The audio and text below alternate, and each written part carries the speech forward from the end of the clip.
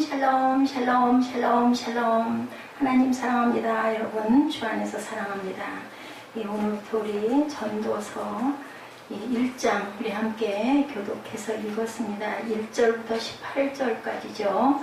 전도서는 가장 난해한 책 중에 하나다. 그리고 히브리인들은 이 전도서를 정경성, 성경으로 우리가 이것을 해도 집어넣어도 될 것인가 안 될 것인가 이런 부분에 대해서도 굉장히 분분했고 정경성을 의심하기도 했고 해석에 있어서도 많은 논쟁들이 벌어졌던 그런 책인데 비관주의적 입장에서 바라보지 말고 하나님 없는 인생의 허무함을 이야기하고 있다. 이 각도에서 우리가 생각한다면 우리에게 귀한 은혜가 있을 줄로 믿습니다. 제가 많은 참고 자료를 좀 참고하려고 우리 주석 부분도 좀 집어넣고 따라서 이렇게 하고 싶어서 많이 찾아봤지만 다른 것은 66권이 거의 다 많이 나와 있는 곳이 많은데 이 전도서는 이상하게 그 전도서 한 권은 쏙 빠져 있더라고요. 어디든지.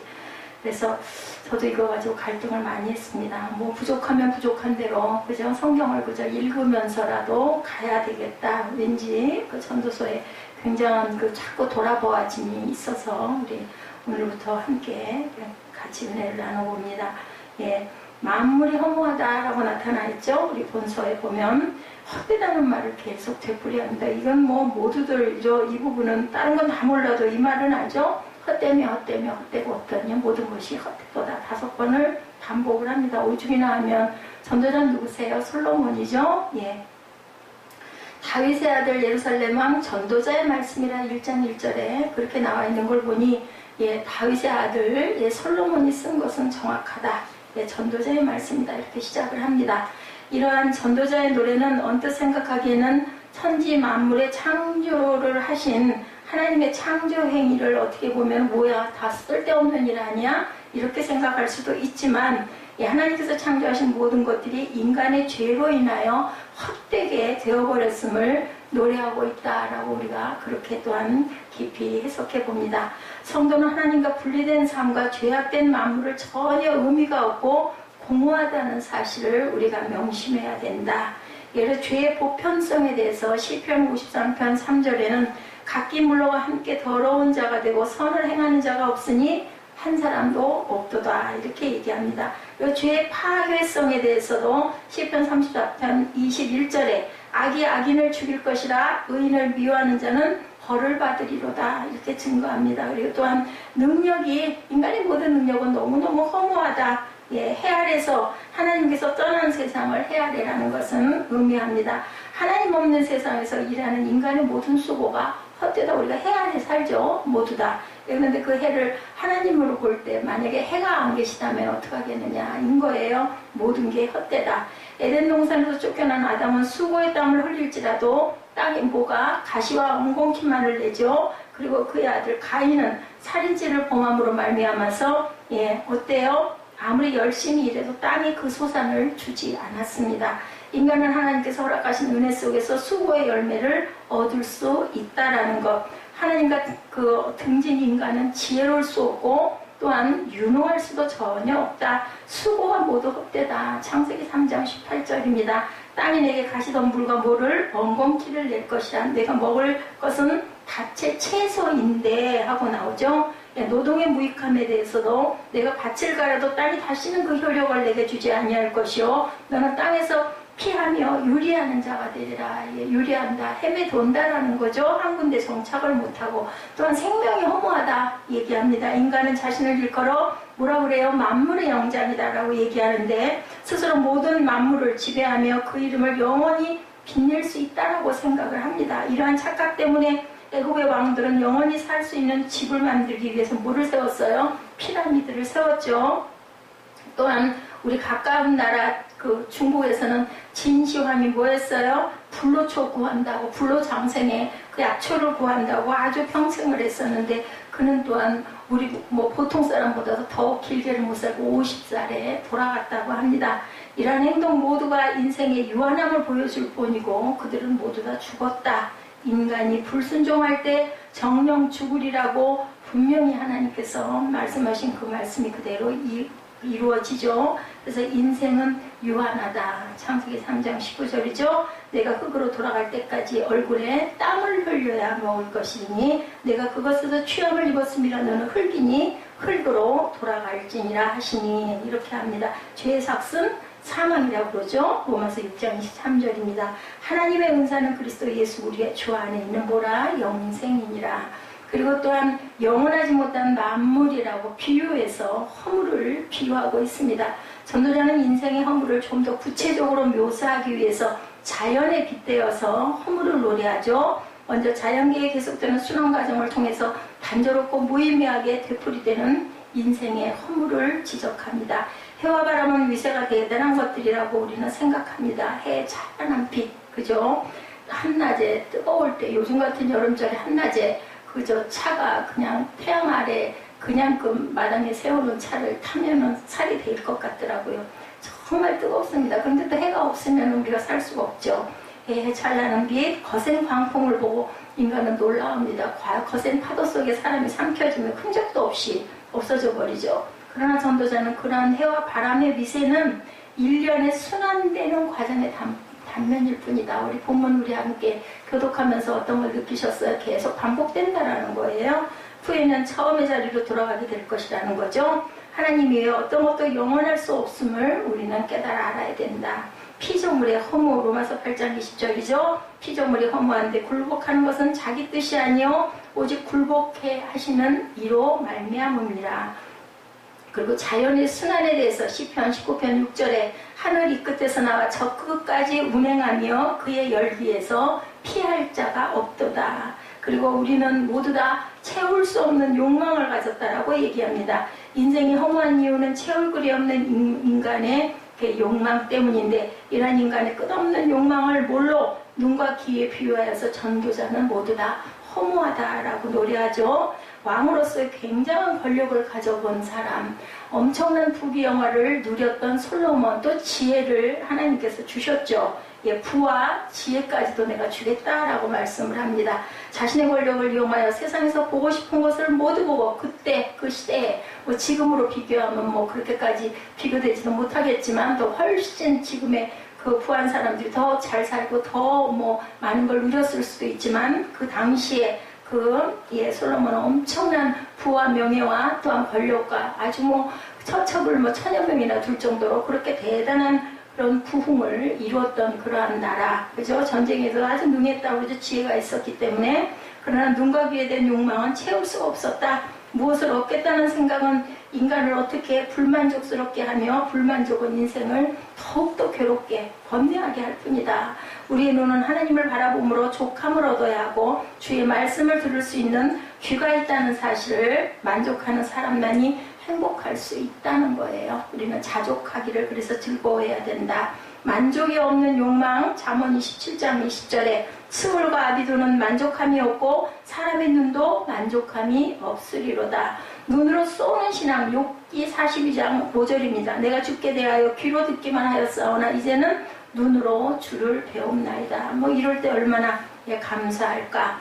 썩어질 피조물이죠. 전도자는 인간의 무능력과 유한함을 인간이 가지고 있는 지력에 빗대어 말합니다. 아무리 한계인이 뛰어나고 뽐낸다 할지라도 그의 업적은 결코 새로운 것이 될 수 없다. 어떤 사람은 컴퓨터와 같은 과학의 이기를 새 것이라고 주장을 하지만, 전도자가 말하는 것은 인생과 우주의 본질적인 동일성을 말하는 것이 구체적인 생활 방식이나 사물을 의미한 것은 아니라는 거죠. 인간이 아무리 과학을 개발하여 자신의 능력을 자랑할지라도 결국 썩어질 피조물이고, 그 죄악성으로 말미암아 하나님의 심판 아래 있음을 우리가 깨달아 알아야 된다.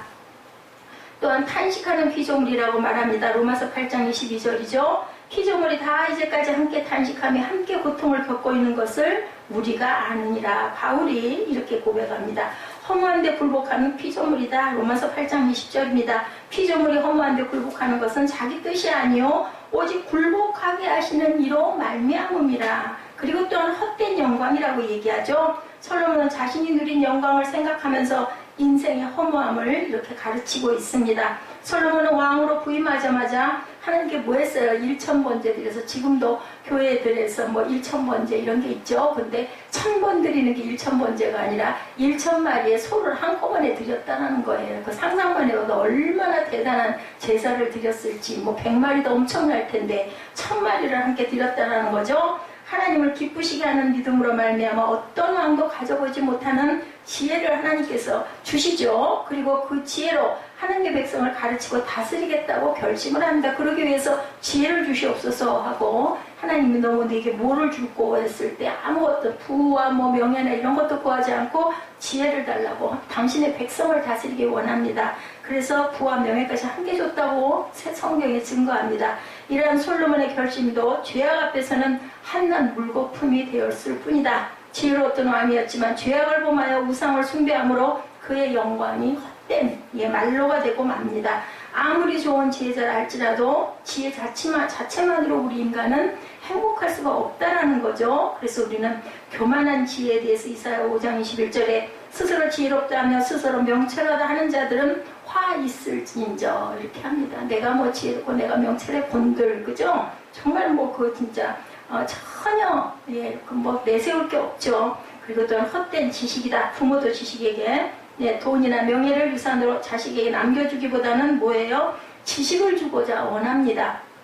그래서 어느 나라든지 자녀에 대한 그 부모의 교육열, 특히 뭐 우리나라 대단하죠. 교육열이 지식이 돈이나 명예를 얻는 지름길이라고 생각하기 때문에 그럴 수도 있지만, 사람은 본질적으로 뭐를 좋아해요? 지식을 좋아합니다. 그렇기 때문에 자신이 얻은 그 지식을 후대에 넘기려고 애써왔고, 그로 인하여 많은 책들이 우리 수중에, 우리 손에 항상 들어오죠. 이렇게 많은 책들을 인간이 모두 읽거나 이해하기는 불가능하죠. 지식을 얻고자 하면 할수록 인간은 더욱 고뇌질 뿐이다 라고 성경에 증거합니다. 무지한 인간에 대해서 욥기 42장 3절에는 무지한 말로 이치를 가리는 자가 누구냐, 나는 깨닫지 못한 일을 말하였고 스스로 알 수도 없고 헤아리기도 어려운 일을 말하였나이다. 욥이 이렇게 고백을 합니다.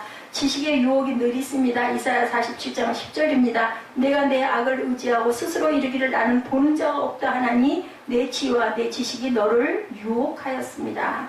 내 마음에 이르기를 나뿐이라 나 외에 다른 이가 없다 하였으므로, 이렇게 얘기하죠. 이 모든 것은 헛된 노력이라는 거죠. 그 사람의 성실함을 노력은 보여주고 인간성을 재는 척도가 될 수가 있으나, 전도자는 헛된 지혜와 지식을 얻기 위한 노력은 바람을 잡으려는 것과 같다. 우리 손으로 바람 잡으려고 하면 손에 잡히는 게 있어요? 아무것도 잡히는 게 없죠. 전도자는 헛된 지혜와 지식을 얻기 위한 노력은 마치 바람을 잡는 것과 같다. 미친 짓이라는 사실을 우리에게 이렇게 얘기하고 있습니다. 그래서 노력은 모두 다 헛되다. 잠언 16장 26절에 고되게 일하는 자는 시력으로 말미암아 애쓰나니 이는 그의 입이 자기를 독촉함이니라.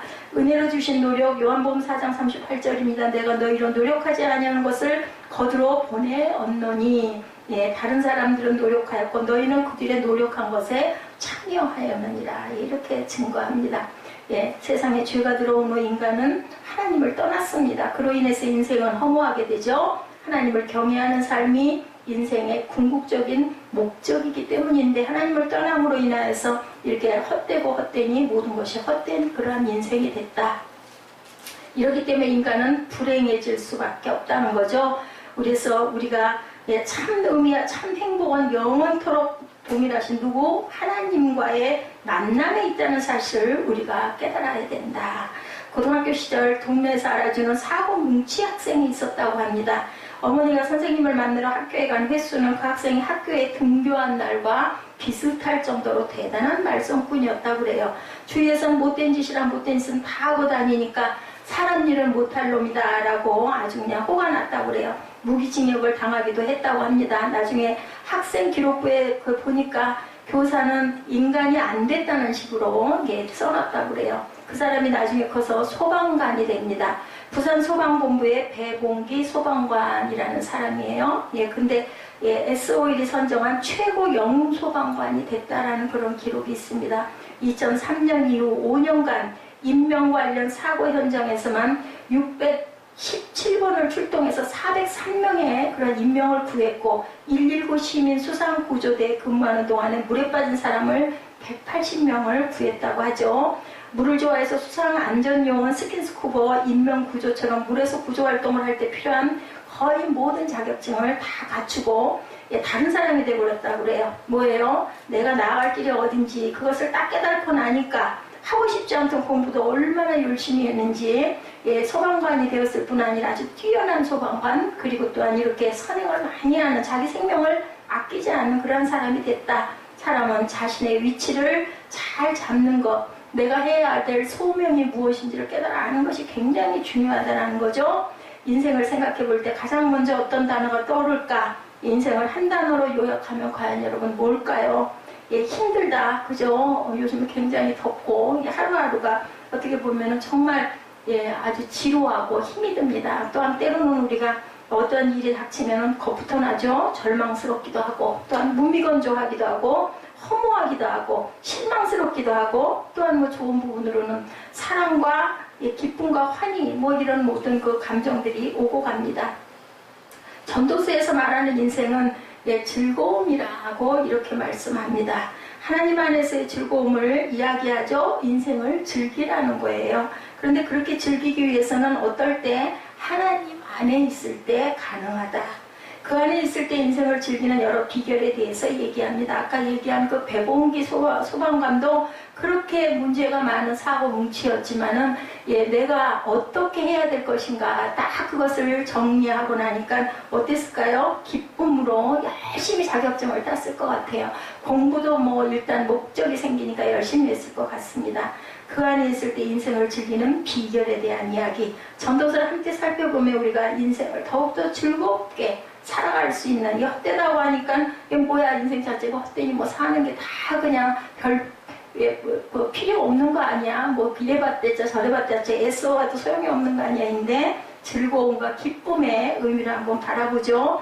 본문 1장에서는 즐거움의 비결 첫 번째로 하나님 안에서 하고 나옵니다. 하나님 안에서. 어때요? 해 아래서, 하나님 안에서예요. 그죠? 네. 열심히 살지만 우리가 행복이 없을 때, 자, 열심히 세차게 흘러가는 강물 모두가 열심히 흘러갑니다. 이 위치 잡기에 대해서 말씀을 나눕니다.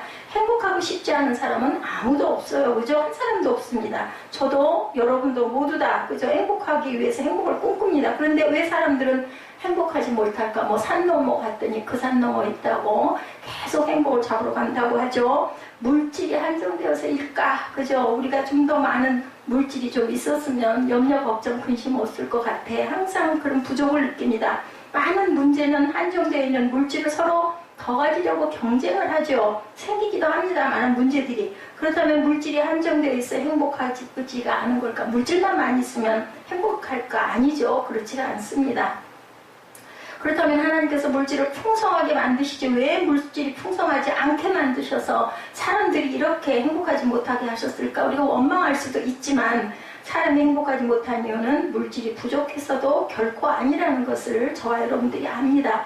물질이 가장 풍부한 에덴 동산에서 아담과 하와는 순간적으로 불행하게 되죠. 죄의 유혹에 느끼는 감정. 그래서 결국은 선악과를 따먹고 말았어요. 그때는 뭐 노동도 하지 않았고, 그죠? 어디든지 실과가 있어요. 잘 먹을 수도 있었고, 누가 그렇게 뭐 많이 먹어가지고 경쟁을 하면서 먹을 필요도 없었는데도 불구하고 죄는 들어왔죠. 물질이 풍부하다고 행복한 것은 결코 아니다. 근데 오늘날 사람들은 물질이 풍부하면 행복할 수 있을 것 같아요. 저부터도 조금 부족한 것들이 염려가 없으면 마음이 더 편할 것 같은 마음이 듭니다. 근데 그것이 다가 아니다. 그래서 행복하기 위해서 어때요? 우리는 학교 다닐 때부터 열심히 공부합니다. 뭐 초등학교 갈 때는 요즘에는 중학교 갈 거 미리 걱정하고 열심히 과외도 하고 공부방도 가고, 또 중학교에서는 고등학교 가려고 또 요즘에 학군이 또 평준화가 되지 않은 이 우리 김포 같은 경우는 뭐 무슨 대학교 입시인지, 그저 무슨 중학교에서 고등학교 가기를 그렇게 애를 써야 되고 신경을 써야 되는지 그런 생각 참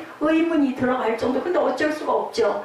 더 좋은 대학에 들어가고 더 좋은 직장에 들어가서 더 많은 돈을 벌고 출세하고 또 뭐 명예도 얻고, 돈도 결론은 뭐예요? 내가 명예도 많이 얻어서 어떤 권력도 많이 가져서 금전적인 부분에 어려움이 없이 내 가족을 살게 하겠다, 이런 마음을 나쁜 게 아니에요. 그래서 열심히 달려갑니다. 그런데 얼마나 우리가 열심히 살고 있는가. 밥 먹을 시간도 없이 우리 학생들은 공부하고, 또한 그저 일터에 나가는 직장인들은 뭐 정말 너무너무 피곤해서 파김치가 돼서 집에 들어오고, 그러면 도대체 이게 뭘까? 가끔은 이런 생각이 들어요. 그죠? 뭐 일하기 위해서 사는 건가? 뭐 매일 눈 뜨면 똑같은 일상을 왜 이렇게 헐레벌떡 맨날 여유도 없이, 즐거움도 없이, 기쁨도 없이 이렇게 갈까? 이런 생각을 합니다.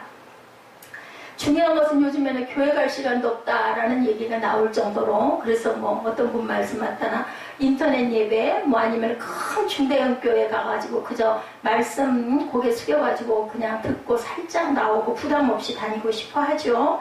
자, 모든 강물은 1장 7절입니다. 바다로 흐르되 바다를 채우지 못하며 강물은 어느 곳으로 흐르든지 그리로 연하여 연속하여 흐르느니라. 강물이 흐를 때 어떨까요? 온 세상을 다 채우고 남을 만큼 세차게 흘러갑니다.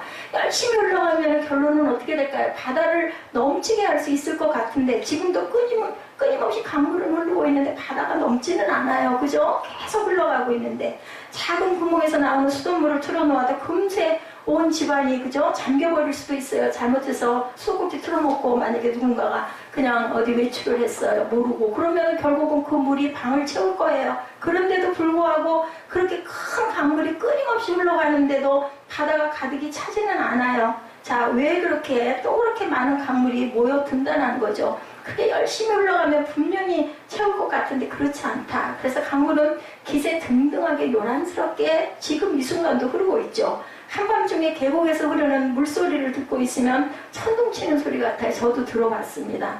제가 무서울 정도로 아주 시끄럽게 그렇게 막 울려요. 그렇게 요란하고 세상 또한 그죠? 기세 등등하게 뭔가를 열심히 해요. 우리가 들리지 않는 소리까지 들을 수 있는 귀를 가졌으면 세상을 살아갈 수가 없어서 하나님께서 이렇게 적당하게 막아서 귀를 주셨다고 하죠. 예, 방금 이 금방 흐르는 물을 정말 다 이룰 것 같은데 그렇지가 못해요. 너무 결과는 보잘 것이 없어요. 그래 밭대자예요. 결론은 그죠? 그렇게 공부하고 일했는데 돌아오는 것은 너무나 작다. 생각했던 것보다 훨씬 못 미친다. 뭐 그렇게 힘들게 대학까지 나와가지고 그 경쟁을 물리치고 직장에 들어갔는데도 거기서도 또 여러 가지 계단과 단계를 걸치면서 우리는 끊임없이 그저 열심히 살아갑니다. 살수록 우리 인생들은 모두 다 실망을 하게 되죠. 그래도 어떻게 해요? 계속 가야 되죠. 생존 경쟁에서 밀리지 않으려고. 유지할 수 있을 것 같아서 그냥 마냥 흘러갈 뿐인데 성공과 실패가 일반이라고 나오죠. 요즘 대학 가는 거 보면 뭐 마치 전쟁터 같고 거기서 뭐 대학 가가지고도 직장에 취직하려면 바늘기로 들어가는 것 같다고 합니다. 좁은 세계에서 그렇게 서로 올라가겠다고 경쟁하니 결국은 그렇게 될 수밖에 없죠. 공부를 잘하면 잘할수록 더 힘이 들어요. 점점 더 그죠? 위로 올라가면 올라갈수록 문은 점점 좁아집니다. 피라미드처럼 문이 좁아진다는 거죠. 그래서 더 힘들어요. 그래서 그 속에서 울고 웃고 조금 더 올라가면 그것 때문에 웃고 조금 떨어지면 그것 때문에 이게 웁니다. 이것을 우리가 알아야 될 것, 그렇게 웃는다고 해서 행복할 것도 아니고 그렇게 운다고 해서 결코 불행할 것도 아니다. 사실 그 자체로는 똑같다. 그야말로 뭐예요? 도토리 키재기입니다. 해 아래서 수고하는 모든 수고가 사람에게 무엇이 유익한가? 2절에서 그렇게 말씀합니다. 경쟁에서 이겼다고 더 웃었다고 해서 유익한 것도 아니라는 거죠. 실패한 사람이나 성공한 사람이나 그 안에 결코 맨 마지막에 보면 행복도 아니다. 성공했기 때문에 오히려 더 안 좋은 점도 많습니다. 성공했기 때문에 자신을 돌아보지 못하고 열심히 끝까지 가죠. 그 끝은 허무한 것인데도 모르고 이래서 성공과 실패가 일반이라고 오늘 말씀에 이렇게 증거합니다. 그것에는 행복이 없다는 면에서 같다라는 거예요. 많은 일 이룬 사람이나 덜 이룬 사람이나 이 결론은 위치가 틀렸기 때문이다. 잘못된 주어 전도자가 이르되 헛되고 헛되며 헛되고 헛되니 모든 것이 헛되도다. 왜 이렇게 헛됐을까? 모든 것이 헛되다라고 말씀합니다. 왜 모든 것이 그렇게 헛될까요? 그것은 하나님을 우리가 모르고 만나지 못하고 떠나 있는 인생이기 때문이다. 세상의 모든 것이 헛된 것은 하나님 안에서라는 거룩한 위치를 벗어나 잘못된 위치에 있기 때문이라는 걸 우리가 알아야 된다. 하나님을 떠난 인간이 자신의 뜻대로 무엇인가를 열심히 합니다. 각자 자기의 능력대로 세상에서 일어나고 있는 일들 우리가 바라보면 모든 일들이 결국은 자기들의 배를 채우기 위해다. 우선 먹고 살아야 되니까 이렇게 얘기하죠. 그 많은 일, 복잡한 일들이 실제로는 먹고 살기 위한 것일 뿐이라는 거예요. 얼마나 허무해요. 그래서 그 모든 것이 아무리 크고 화려하다 할지라도 헛될 수밖에 없는 것이라는 거죠. 나를 앞세운 인생살이는 욕심으로 항상 부족해요. 항상 허덕거리고 항상 목말라 합니다. 그래서 헛된 삶이다. 나를 내려놓아야 진정한 인생살이가 시작이 되는데, 나를 내려놓아야 헛됨에서 벗어나게 되는데, 그러나 사람들이 자꾸 나를 붙들어요. 그래서 아무리 열심히 노력하고 올라가려고 해도 수고를 해도 결국은 헛된 삶이다. 제가 지난번에 그 방송에서 들었던 어떤 그 가난한 아주 어려운 그 여자분 얘기가 생각이 나요. 정말 너무나 얼마나 감사하고 기쁜지 모르겠다라고, 그것을 아니 너무나 기쁘다. 우리 그 아파트에 그 청소하시는 그 여자분이 한 분 계세요. 엘리베이터 안을 열심히 닦으시더라고요. 습도가 높아가지고는 이렇게 닦아도 늘 이래요. 그러면서 아주 자글자글하게 그냥 얼굴이 주름이 엄청 많은 그런 분이에요. 제가 뵙기에 글쎄요, 70이 되지 않으셨을까. 더 넘으시면 넘으셨지. 정확한 나이는 모르겠지만 키도 조그맣고 뭐 조그매지죠. 나이가 들면 자꾸 조그매지니까. 저는 그분을 보면서 너무 부러웠어요. 아유, 저분은 건강하니까 저렇게 일을 할 수 있지. 그러니까 괜히 민망하셔가지고 저보고 아유, 자식들은 그만두라고 왜 그 일을 하세요 하는데도 자기는 일이 좋아서 일을 한다고. 얼마나 감사하냐고. 그분도 아마 믿는 분일 것 같아요. 하루가 정말 땀이 나고, 그런데도 이렇게 해서 내가 월급 요만큼 받으면 이걸로 뭐 할 수 있지, 이런 거 바라보면서 기쁘실 것 같다는 생각을 해봅니다. 자, 결국 자기 배를 위해서 이렇게 살았는데 어찌 값어치 있는 삶이겠느냐는 거죠. 게다가 그 나는 하나님을 떠난 거짓과 악으로 가득한 자아를 가지고 있으면 더 헛되고 더 기가 막힌 삶이지 않을까. 그래서 모든 수고와 시도와 노력이 헛될 뿐이다, 이렇게 얘기하는 거죠. 하나님 안에서 하나를 끌어 하나님 안으로 들어가야 된다는 것을 우리가 꼭 알아야 된다. 하나님 안에서 하나님을 주어로 삼고 살아갈 때, 하나님 안에 있을 때 우리가 감사도 깨달아지죠. 지난번에 그 문 잠겨가지고 제가 앞이 깜깜했을 때 딱 첫 번째 오는 생각이, 예배 직전에 이런 일이 있었으면 얼마나 더 기가 막혔을까 하는 생각이 들었어요. 그나마 아무 일이 없는 오전에 그것도 그죠? 이러다가 이랬으니까 그나마 감사하지. 저는 이렇게 생각을 했으면 정말 그 마음이 들더라고요. 하나님은 만물을 의미 있게 창조하셨어요. 그래서 그 하나님 안으로 들어가면 모든 것이 의미가 있고 선한 것이 된다라는 것. 내가 주어가 될 때는 이룰 수 있는 것이 아무것도 없고, 그래 봤댔자 별 볼 일이 없고, 그래 봤댔자 별 쓸모가 없지만, 우리가 하나님 안으로 들어가면 우리는 모든 것을 이룰 수 있다라는 것. 내가 주어가 되어 행할 때 이룰 수 있는 가장 아름다운 것 중 하나가 지혜라고 합니다. 오늘 말씀에서 18절이죠. 지혜가 많으면 번뇌도 많으니 지식을 더하는 자는 근심을 더하느니라, 이렇게 얘기합니다. 지혜조차도 내가 주어가 되었을 때는 의미가 없는 것이다. 오히려 일만 더 많아지고 번뇌만 더 많아진다. 그래서 뭐 그런 말 있죠. 단순한 사람이 오히려 행복하다. 그래서 뭐 아주 그 GNP가 낮은 그런 나라, 미개한 나라의 사람들이 더 행복지수가 높다라는 그런 통계를 우리가 보기도 합니다.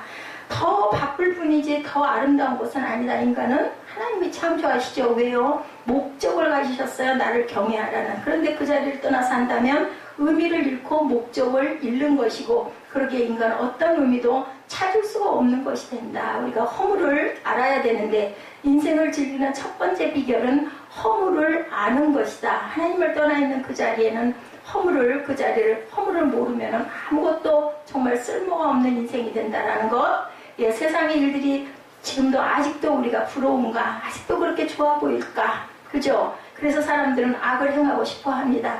그래서 사람들은 어떻게든지 그걸 이루려고 합니다. 좋아하는데 그것을 갖지 못하고 있으니 인생이 즐겁지가 않습니다. 근데 그거 갖고 나면 어떻게 또 조금 더 나은 뭐를 또 들여다보죠. 그러나 하나님을 떠난 그것이 얼마나 허무한지를 안다면 지금 우리가 가고 있는 길을 즐거워할 수 있다는 것. 우리가 가고 있는 길은 참된 의미로 가득하기 때문이다. 위치가 정확하기 때문이다. 나의 갈 길을 알기 때문이다. 하나님 안에서 하루하루 우리가 가야 하는 아름다운 길이 있다는 것이, 우리가 가야 하는 의미 있는 길이 있다는 것이 얼마나 즐거운 일인지를 생각해 보시기 바랍니다. 세상의 허물을 알고 나면 의미가 보입니다. 하나님 안에서 살 때 무엇이 의미 있고 그래서 무엇이 아름다운지가 보이죠. 그러면 인생이 즐거워진다라는 것. 내가 사는 모든 삶이 하나하나 의미가 있고 고귀한 것이니 그것이 얼마나 재미가 있을까. 많은 사람들이 울죠. 수고해도 얻어지지 않아서 웁니다. 더 많이 갖지 못해서 울죠. 그러나 우리가 울어야 하는 것은 얻어지지 않는 그것이 아니라 우리가 잘못된 위치에 있을 때 울어야 된다. 우리가 잘못된 위치에 있으면 어떤 것을 이루어도 무의미한 것들이 되기 때문에 우리는 내가 주인이 되어 그렇게 울고 웃는 세상살이가 아니라 하나님 안에서 울고 웃는 그러한 인생이 되어야 된다. 혹시 요즘에 최근에 울었던 일이 있으신가 한번 생각해 보세요. 왜 울었는지. 최근에 웃었던 일을 생각해 보세요. 왜 웃으셨는지. 과연 하나님 안에서 웃고 하나님 안에서 울었는지 한번 보시기 바랍니다. 이제 세상에 헛되고 헛된 일에서 우리가 벗어나고 그것이 소나기에서 그것들의 소나기에서 벗어나고 하나님 안에서 하나님이 주시는 일 때문에 웃고 웃는 저와 여러분들이 되시기 바랍니다. 전도서는 인생을 즐기라고 말씀하죠. 인생을 즐겁게 살기 위해서 우리에게 가르쳐주는 첫 번째 비밀은 의미를 아는 것이다. 의미를 알면 즐겁죠. 우리가 성경도 그렇죠. 성경의 의미를 알고 나면 너무 꿀송아니 같이 달다 그러죠. 인간이란 의미 없는 화려한 일보다 의미 있는 작은 일을 즐거워해야 되죠. 우리가 우리를 목적을 가지고 창조하신 하나님 안에 있을 때 모든 의미가 뚜렷하게 보입니다. 의미를 갖게 되죠. 하나님 안에서 의미를 발견하시기 바랍니다. 의미 있는 일을 하시고 그래서 인생을 정말 즐겁게 그래서 자유하다라는 얘기를 하죠. 복된 삶이 되시기 바랍니다. 두 번째 챕터로 나뉘어 있습니다. 지혜가 많으면 번뇌도 많다. 12절에서 18절에 이렇게 말씀합니다. 나 전도자는 예루살렘에서 이스라엘 왕이 되어 마음을 다하며 지혜를 써서 하늘 아래에서 행하는 모든 일을 연구하며 살핀즉 이는 괴로운 것이니 하나님이 인생들에게 주사 수고하게 하신 것이라. 14절입니다. 내가 해 아래에서 행하는 모든 일을 보았노라. 보라 모두 다 헛되어 바람을 잡으려는 것이로다. 구부러진 것도 곱게 할 수가 없고 모자란 것도 셀 수가 없도다. 내가 내 마음속으로 말하여 이르기를 보라 내가 크게 되고 지혜를 더 많이 얻었으므로 나보다 먼저 예루살렘에 있는 모든 사람들보다 낫다 하였나니 내 마음이 지혜와 지식을 많이 만나 보았음이로다. 내가 다시 지혜를 알고자 하여 미친 것들과 미련한 것들을 알고자 하여 마음을 썼으나 이것도 바람을 잡으려는 것인 줄을 깨달았도다. 지혜가 많으면 번뇌도 많으니 지식을 더하는 자는 근심을 더하느니라. 전도자는 인생의 가장 궁극적이고 기본적인 문제를 다룬 그 전도서에서 이렇게 얘기했습니다. 이 글을 쓴 사람이 분명히 누구요? 다윗의 아들 솔로몬 전도자라고 얘기하고 있죠. 그렇다면은 인간의 역사상 가장 지혜로웠던 사람이 내린 결론은 아까 말씀드린 것처럼 헛되다라는 거예요.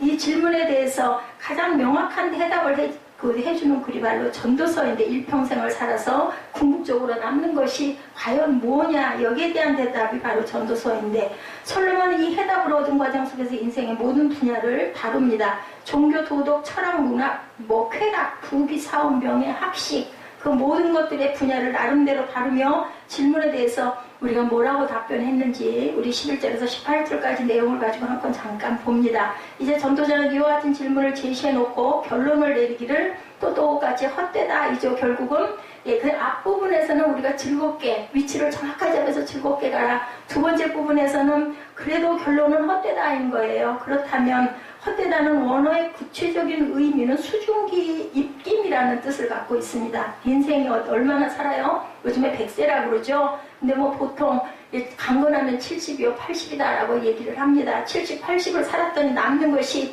결국은 아무것도 없더라. 헛되다. 이렇게 몸은 구부러지고 힘은 없어지고 기억력도 없어지고 뭘 먹어도 이제 소화도 잘 안 되고 그죠? 맛있는 것도 없고 욕심도 없고 그죠? 도대체 살아도 무슨 기쁨도 없고 아무것도 없다라는 결론이 내려진다. 솔로몬이 이런 결론을 어떻게 해서 내렸나? 인생의 의미를 알아내고자 하는 전도자는 논리적인 방법과 경험적인 방법을 가지고 논합니다.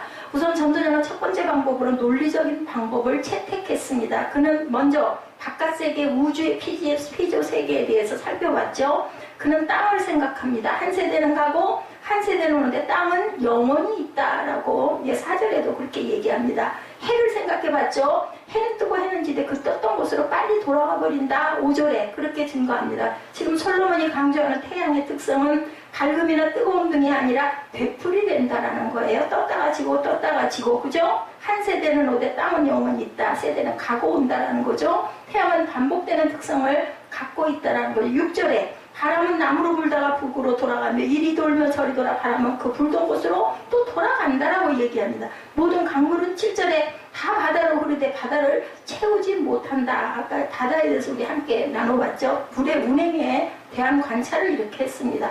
아무튼 솔로몬은 이렇게 자연계의 우주계를 살펴보면서 그러한 것들 속에 인생의 의미를 줄 만한 것이 있는지 관찰을 해왔다는 거죠. 근데 결국 발견한 공통점은 모든 만물이 피곤하다는 것을 사람이 말로 다 할 수 없다. 8절에 이렇게 증거했습니다. 이 말은 피곤해서 지쳤다라는 뜻이 아니라 다람쥐 쳇바퀴처럼 뺑뺑 도는 모든 만물에 정말 나는 이제는 뭐 더 이상 뭐 어떤 의미도 기대도 걸고 싶지 않다. 질렸다. 언뜻 보기에는 이 세상은 뭔가 끊임없이 움직이는 것 같은데 가만히 보니까 새로운 변화는 없고 똑같은 반복. 무슨 새 것이 있느냐. 계속 반복되는 것뿐이다. 우리 본문에 그렇게 나타납니다. 그래서 이 우주는 기계적이며 어떤 반복의 굴레가 이 세상을 사로잡고 있음을 내가 발견했다. 따라서 전도자는 피조계를 살펴본 결과 거기서는 인생의 의미를 찾을 만한 것이 없다는 결론을 내립니다. 오스왈드 챔버스의 글은 다른 신학자들과 달리 평범과 되풀이에 대한 대단히 많은 시간을 그것을 할애해서 얘기하고 있습니다. 그의 글들을 보면 진부하다, 평범하다, 되풀이된다, 단조롭다, 아유 지쳐버리겠다, 사소하다, 일상적인 것들이다, 이런 등등의 단어가 계속 나옵니다. 그는 솔로몬과 마찬가지의 결론을 내립니다. 주의 영광을 보지 못한다면 우리의 삶은 너무나 단조로워서 살고 싶지 않게 된다. 하나님의 전능하신 능력이 가장 많이 필요할 때는 단조로운 삶에서 한없는 기쁨과 감사와 즐거움을 누리는 것이다. 이게 오스왈드 챔버스의 글에 나타난 내용이에요. 그러니까 아까 결국은 뭐예요? 하나님의 능력, 전능자의 능력이 가장 필요할 때는 단조로운 삶 속에서 기쁨과 즐거움을 누릴 때 그나마, 그죠? 우리가 그나마 삶의 의미를 생각해 볼 수가 있다는 뜻입니다. 날마다 되풀이되는 평범한 상황에 주의 말씀을 적용해봐라. 당신은 평범한 나날 속에서 하나님 앞에 잘 순종하고 있는가? 이렇게 질문합니다. 평범한 상황과 나날 가운데 순종하지 않는다면 아무리 노력을 한다고 해도 하나님의 신비를 결코 누리지 못할 것이다. 하나님의 우리가 뭔가 신비한 것을 보면 어때요? 와 하고 놀라게 되죠. 경탄하게 되죠. 이런 얘기입니다. 되풀이되는 단조로운 삶 가운데 순종을 통해서 무한하신 하나님과 친분을 나누며 주께 우리의 마음을 집중한다면 당신의 삶은 더 이상 단조롭거나 지루하지 않고 즐겁고 기쁨을 얻을 것이라는 결론이 바로 오스왈드 챔버스의 글에도 똑같은 내용이 나타나 있다. 하나님의 신비를 더욱 누리며 무한한 행복과 감사를 누리는 삶이 될 것이다. 하나님 능력을 우리가 즐거워하고 기뻐할 때 우리가 성령을 받으면 어때요? 평범하고 구체적인 일들 가운데 하나님께 순종하는 것을 우리가 배우게 됩니다. 그죠? 그때 단조로움과 어둠이 거친다라는 것도 우리가 압니다. 이는 단조롭던 삶에 변화가 생긴다는 뜻이 아니라 단조로운 삶을 살면서도 더 이상 지치지 않고 신나고 그런 감사와 기쁨이 계속 용솟음쳐 온다는 것을 우리가 영적인 충만함을 받아본 사람들은 다 압니다. 뭐 변한 건 아무것도 없어요. 근데 왠지 모르게 막 힘이 불끈불끈 솟죠. 뭐 자잘한 일 뭐 조금 좀 닥쳐도 누가 나를 기분 나쁘게 해도 별로 상처를 안 받아요. 그래서 뭐 진정한 그러한 그 자존이라는 것은 남에게 상처를 받지 않는 거라는 누군가의 얘기가 생각이 납니다. 그렇죠. 우리는 늘 상처를 받는데 내가 약하기 때문에 상처를 받는 거죠. 하나님께서는 당신의 영혼에 부드럽고 조용한 음성을 들려주신다는 것을 알아야 된다. 누가? 성령께서 알려주시죠. 성령께서는 우리의 진부한 삶을 어린아이와 같이 신나는 천국의 삶으로 이어주신다는 것. 성령께서 우리의 몸을 성전으로 만드시면 우리의 비천한 삶의 현실은 지극히 높은 삶의 동기를 가지고 가장 큰 사랑 안에서 하나님께 부어지는 향유가 된다라고 이렇게 증거합니다. 이것도 또한 오스왈드 챔버스의 도움의 장소라는 책에 나와 있는 내용입니다.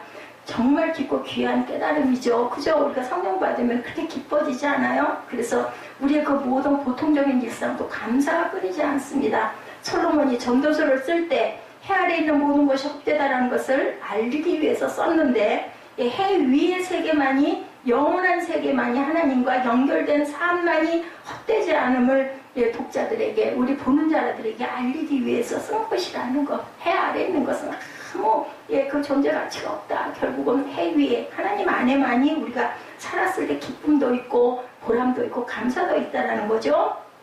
이것이 바로 우리 지금 읽은 12절에서 18절까지의 내용입니다. 특별히 창세기 1장과 이 부분을 연결시키면 솔로몬의 생각을 이해하는데 도움이 되는데, 창세기 1장은 자연계와 우주계를 먼저 다루고 그 다음에 인생에 대한 이야기가 나옵니다. 하나님이 만드신 피조계에서 그 중심을 차지하는 존재가 누구예요? 인간이죠. 그래서 성경은 창조 기사에서도 인간을 창조하는 처음 장면에 스포트라이트를 맞춥니다. 전도서도 마찬가지로 구조를 취하고 있는데 피조물들 가운데 최고의 피조물인 이성을 지닌 인간에게 초점을 맞췄다는 것. 13절에서 모든 일을 연구하며 살핀즉이라는 표현이 나타나죠. 인생의 참된 의미를 찾기 위해 온 마음을 기울여 노력하고 애쓰는 것을 얘기합니다. 솔로몬이 평생을 거쳐 인생의 참된 의미를 찾기 위해서 하늘 아래 찾아보았다라고 이렇게 증거합니다. 13절 부분의 번역이 이렇게 영어로 번역을 가만히 보면 all things that are done under heaven 이렇게 증거돼서 나타나요. 나는 나의 마음을 다해 해 아래 되어 있는 모든 일들에 대해 지혜를 가지고 찾고 살폈다. 이 힘든 수고는 하나님께서 인간들에게 하라고 주신 일이라는 거죠. 하나님께서 모든 사람들로 하여금 솔로몬처럼 이 세상을 바라보고 생각하면서 그 의미를 찾아보도록 하셨다는 뜻이라는 겁니다. 하나님이 사람을 만드셨을 때 도대체 이 땅에서 왜 살라고 하신 것인지를 찾는 것이 가장 중요한 일이고, 이를 찾기 위해서 나름대로 생각해보고 궁고하고 살도록 만드셨다는 거예요. 인간을 창조하신 목적이. 여러분들은 궁극적으로 왜 살고 있는지 여러분들 고민해 보신 적이 있습니까? 그리고 그 답을 혹시 찾으셨습니까? 아이고, 누가 태어나게 해달, 누가 낳아달래? 태어났으니까 할 수 없이 살지. 우리 아이들이 철없을 때 이런 얘기 많이 하죠. 그렇다면 문제는 무엇을 수단으로 해서 그것을 연구하며 살피는가? 13절은 지혜를 써서 살펴야 한다고 말하죠. 지혜를 사용해서 삶의 의미를 생각해 볼 수 있다. 따라서 솔로몬은 지혜를 사용합니다. 역사상 솔로몬보다 더 큰 지혜를 가진 사람은 없었다고 하죠. 이때 솔로몬이 취한 방법은 자기가 가진 이성을 가지고 피조물의 의미와 인생의 의미를 찾기 시작했습니다. 이는 사람이면 누구에게나 마찬가지입니다. 이성을 가지고 인생이 무엇인지를 궁구하며 살필 수 있는 건데, 문제는 이렇게 인생의 의미를 찾으려 애쓰는 과정에서 솔로몬은 한계에 부딪혔다라는 거예요. 15절에 구부러진 것도 곱게 할 수 없고 모자란 것도 셀 수 없도다 이렇게 표현합니다. 인간의 지혜를 가지고는 이 세상과 인간들의 구부러진 것 하나도 모자란 것 하나도 고쳐내거나 회복시킬 수가 없다는 뜻이에요. 인간의 지혜로는 불가능하다.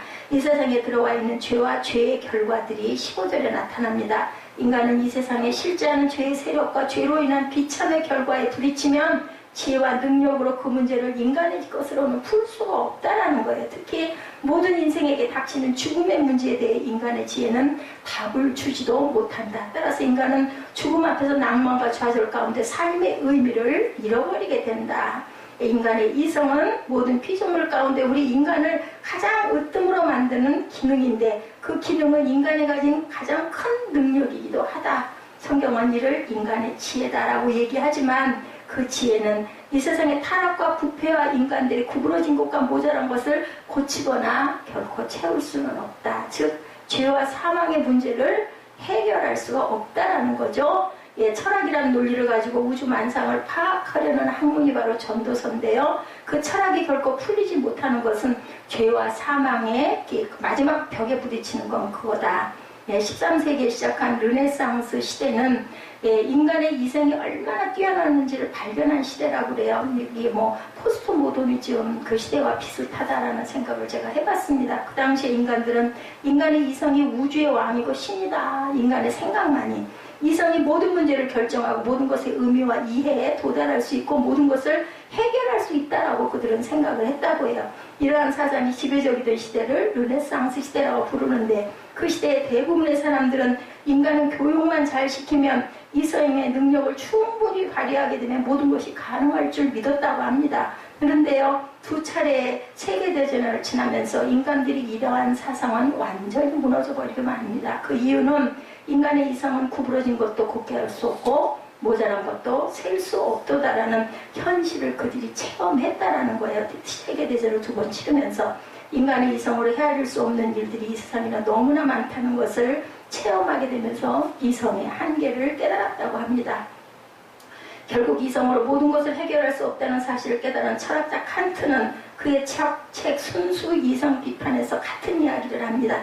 하지만 칸트가 내린 결론은 벌써 몇천 년 전에 솔로몬에 의해서 내려진 결론이었다고 그러죠. 그럼에도 성경은 인간 이성의 중요함과 가치는 인정을 합니다. 특히 전도서는 이성을 지혜라고 부르며 지혜로 간주합니다. 물론 영원한 지혜나 거룩한 지혜 또는 하늘로부터 온 지혜는 아니지만 인간 그 자체 안에 남아있는 지혜로운 기능을 의미하고 그것만으로는 삶의 의미를 풀 수 없다는 것이 가장 지혜가 많았던 솔로몬의 입에 나온 그 고백과 결론이라는 것. 결국 솔로몬은 자신의 지혜로 인생의 의미를 알아내지 못했다라는 고백이에요. 예, 솔로몬은 그렇다면 최소한 어떻게 사는 게 현재의 유익인지 그리고 어떻게 사는 것이 미친 짓인지 알아야겠다라고 생각을 한 거예요. 그것마저도 궁극적으로 의미가 없다는 것을 그는 마지막에 깨닫습니다. 따라서 인간을 인간되게 하는 유일하고 최고의 기능인 이성, 지혜와 지식마저도 어떤 뭔가가 있지 않으면 아무런 의미가 없다라는 결론에 도달을 합니다.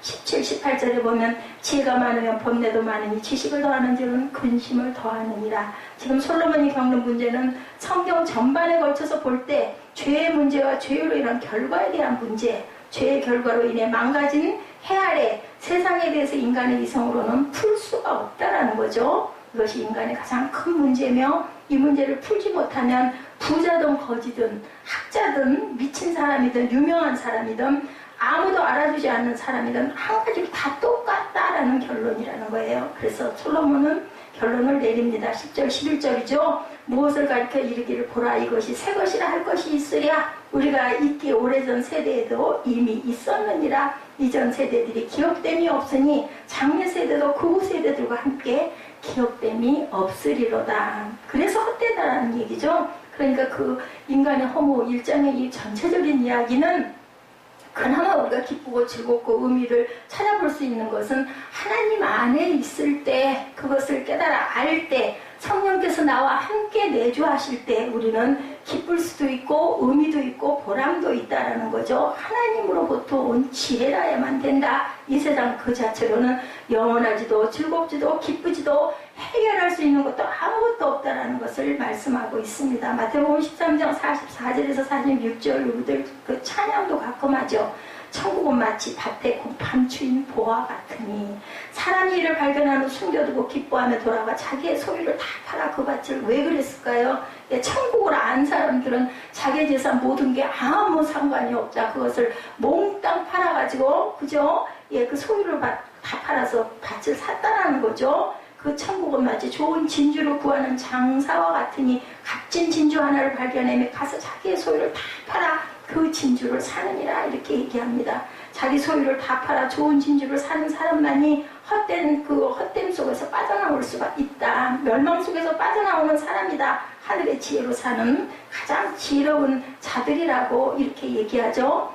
사도 바울도 그러므로 우리가 낙심하지 아니하노니 우리의 겉사람은 낡아지나 우리의 속사람은 날로 새로워진다. 고린도후서 4장 16절에서 18절에서 우리가 잠시 받는 환난에 경한 것이 지극히 크고 영원한 영광에 중한 것을 우리에게 이루게 하미니 우리가 주목하는 것은 보이는 것이 아니요 보이지 않는 것이니 보이는 것은 잠깐이요 보이지 않는 것은 영원합니다. 마가복음 10장 10절에서 26절에도 그죠? 어때요? 예수께서 이르시되 내가 진실로 너희에게 이르노니 나와 복음을 위하여 집과 형제나 자매나 어머니나 아버지나 자식이나 전토를 벌인 자는 현세에 있어 집과 형제와 자매와 어머니와 자식과 전토를 100배나 받되 박해를 겸하여 받을 것이다 라고 얘기합니다. 그리고 내세에 영생을 받지 못할 자가 없느니라 이렇게 증거하고 있습니다.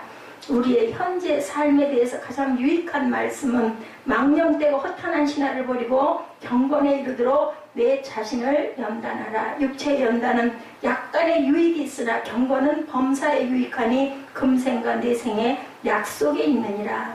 하도다 이 말이여 모든 사람이 받을만 하도다. 디모데전서 4장 7절에서 12절 11절에 이렇게 얘기합니다. 모든 사람 특히 믿는 자들의 구주시라 너는 그것들을 명하고 가르치라 이렇게 증거합니다. 골로새서 3장 1, 2절에도 그러므로 하나님 우편에 계시는 그리스도와 함께 살리심을 받으면 우리가 위의 것을 찾을 수 있다라고 말합니다. 예, 위의 것을 생각하고 땅의 것을 생각하지 말라.